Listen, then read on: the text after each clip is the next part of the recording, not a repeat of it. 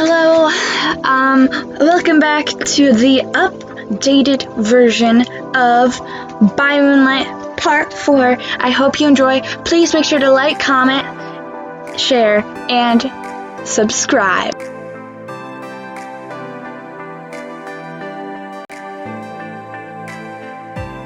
Last we left, I put keep looking for the cat or open the door to listen. I'm gonna keep looking. I'm gonna actually open the door because we'll probably find the cat maybe in that door, and why not? That is not what I meant to do. Since when did curiosity kill the cat? You open the door carefully and the music swallows you whole.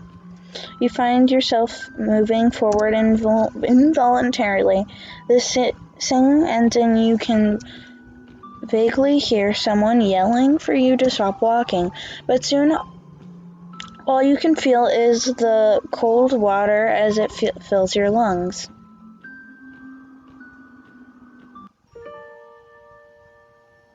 Well, it's a good thing we saved, I guess. Seems every time I make a decision, I choose the wrong one and end up dying for it.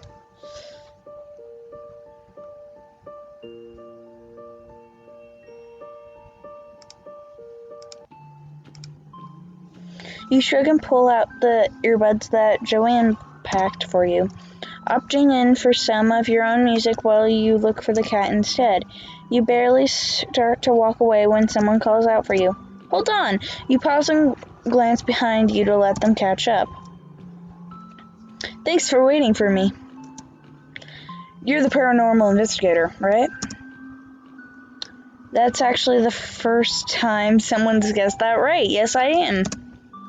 Well, it's nice to finally meet you. I'm sure that you're probably tired about wandering around the mansion for so long.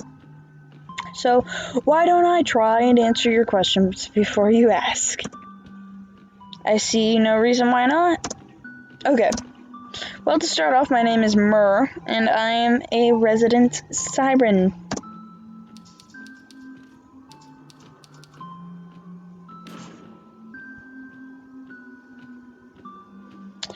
And I'm going to ignore what that just was.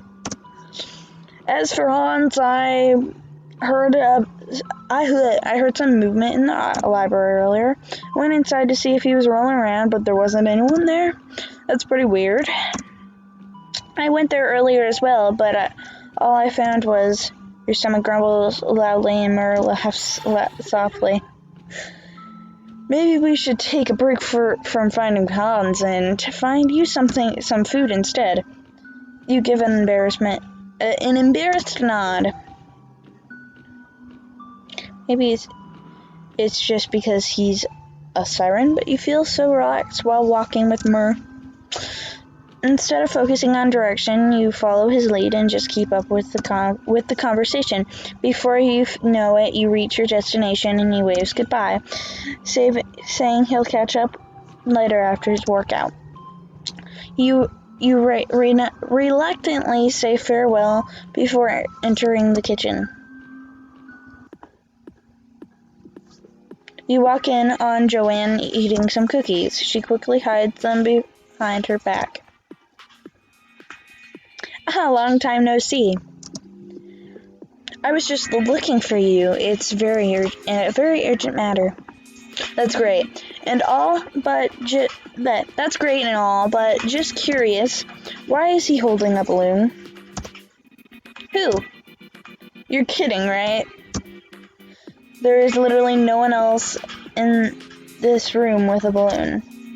Joanne claps her hands together in realization. Oh, you mean Hans?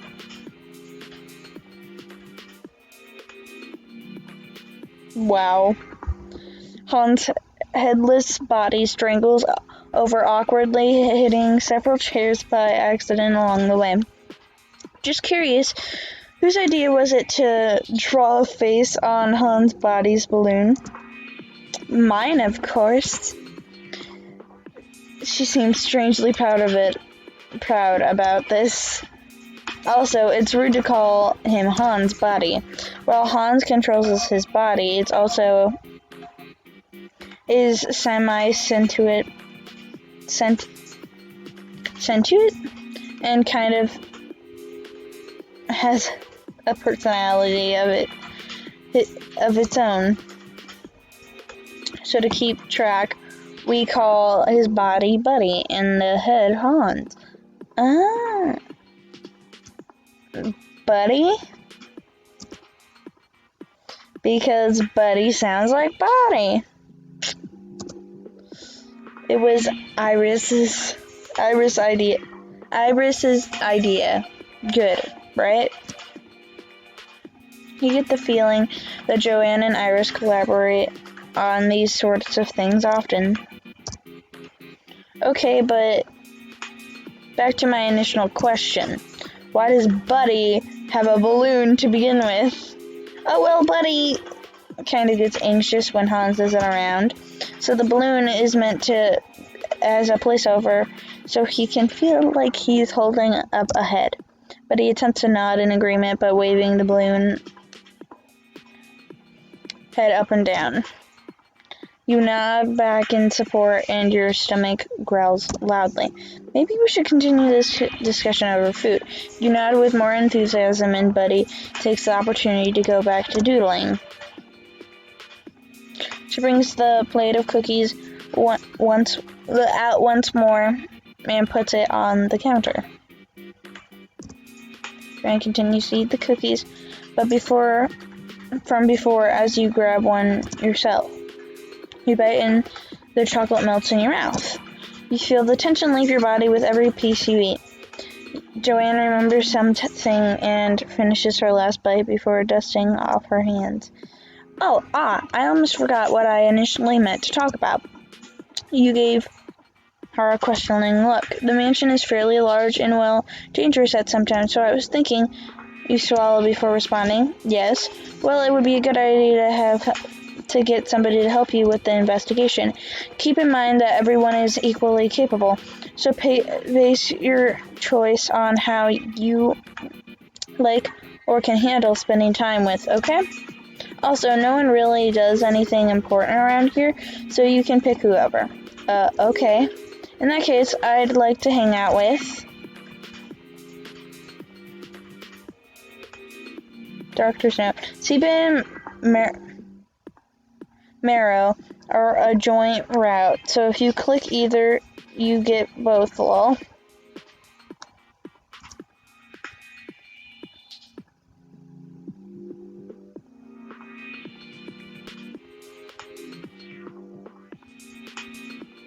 So we have Buddy, Iris, Joanne, Mer, and Seba and Marrow.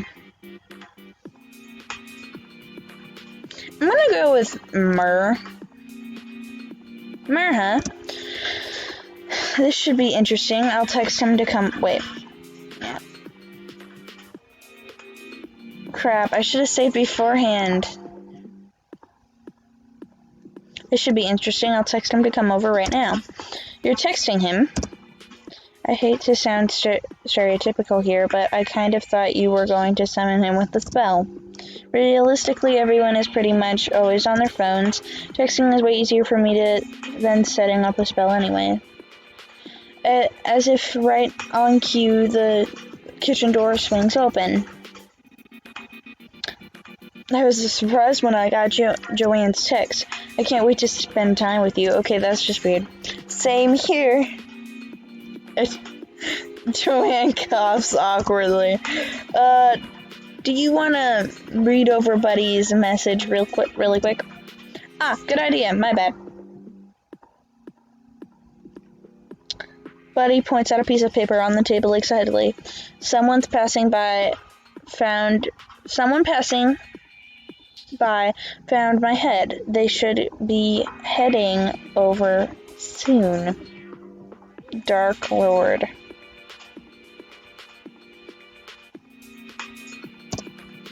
You read the message fairly quickly, only to pause at the last line. I thought we were looking for Hans. Who's the Dark Lord? You hear Joanne heave a sigh behind you. She rubs her temples. You can just, go ahead and ignore that. Hans changes his alter ego name every week or so. Eventually, you get used to it. Right. Wait a second. The witch snapped her fingers in realization, and a nearby bottle explodes. You immediately duck down. Whoa! Oh my gosh, my bad. Buddy dusts off a couple of glass shards and you stagger back up. Joan clears her throat. Anyways, what I was going to say was... Okay, I didn't get to read that. Why don't you take the time to hang out with your investigation partner? Initially, the two of you weren't sure where to start. Mur asked if you wanted to go to the ocean, but you sheepishly confessed that you never learned how to swim. You honestly expected him to be being a siren and all, after all, to make fun of you, but instead, you had always been scared of getting in the water, and why is there a duck on your head? But with Mur, it was different. You legitimately aren't sure if it's just because he's his siren nature, or if it's because he's just because he. Oh my god, I can't speak. Or if it's just because he, as a person, is that calming by swimming lessons aside. But swimming lessons aside, you were actually having fun in the water. He even had this cute, little rubber duck in the pool with different hats.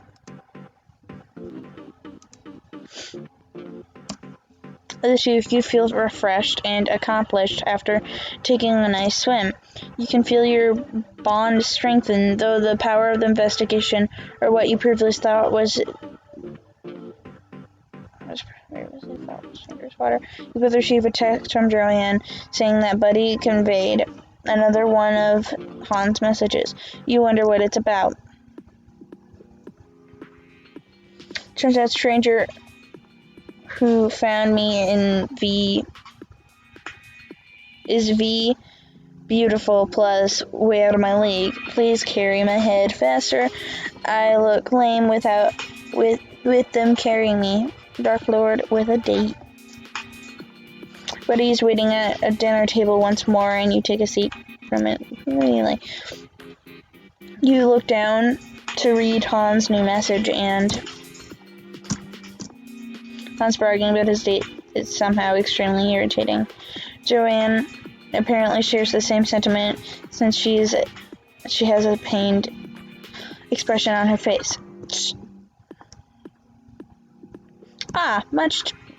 Must be nice. Good for him.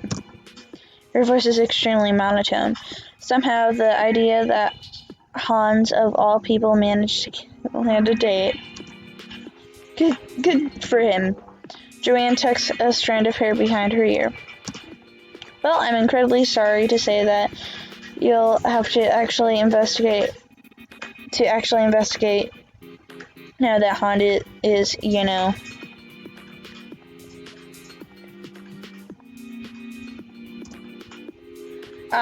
no, that's completely fine. It is what I'm here to do, after all. Although, just curious, when you think of a possible date location in the mansion, dating, huh? Maybe try the patio? It seems like a kind of romantic spot. You hear a kitchen door softly creak open. Sorry for eavesdropping, but were you just two discussing visiting the patio? Yes. It appears that, against all our odds, Hans landed a date and wants us to find him again. Hans? On a date? Mara's arms fall off Purely out of shock, and the skeleton awkwardly crouches down to reattach. Sorry for that, a reaction.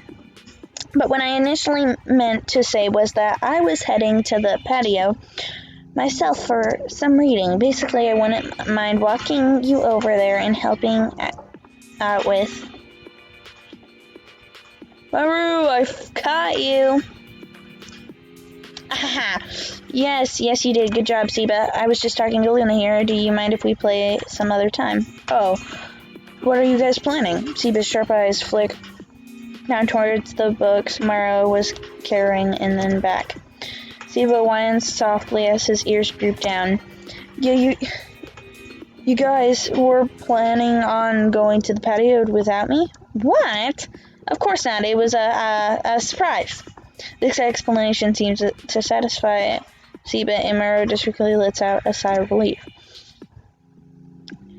You were going to check with Joanne if you should stick to your investigation partner when searching around the mansion, but she seems to have lost interest and is quietly sleeping in the corner.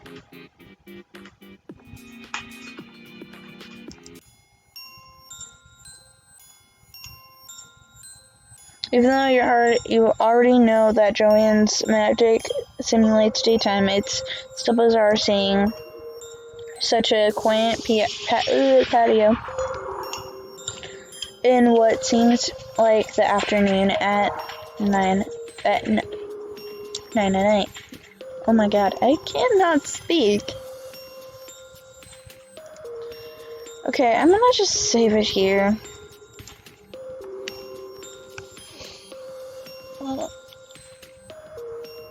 I will be making another video very soon of this, like right after I'm done recording, so stay tuned.